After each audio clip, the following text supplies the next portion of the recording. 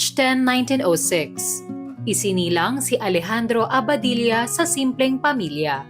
Nagtapos siya sa mababang paaralan ng Sapa Barrio School at nagpatuloy siya ng high school sa Cavite City.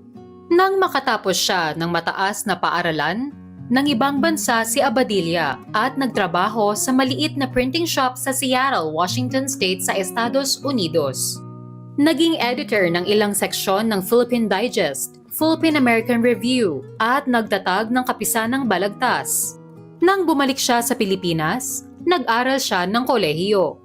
1931, nagtapos siya sa kursong Bachelor of Arts Major in Philosophy mula sa University of Santo Tomas. Noong 1932, sinimulan ni Abadilla maging editor ng mga tula sa magazine na Bughaw. Ang kanyang kontribusyon sa panitikan ay sumasaklaw sa sanaysay, maikling kwento at nobela.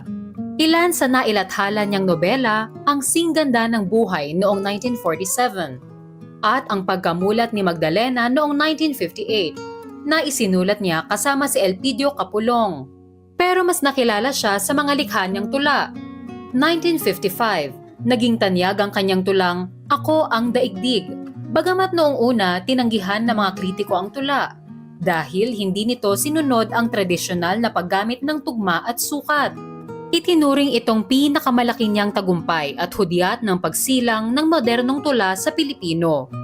Ang kanyang koleksyon ng mga tula sa Ako ang Daigdig ang isa sa pinakilala niyang likha. Kinilala si Abadilla bilang Father of Modern Tagalog Poetry.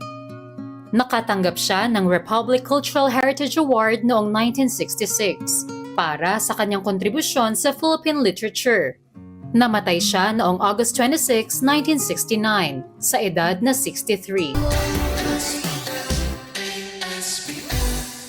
Let's get together sa Net 25. Sa Net 25.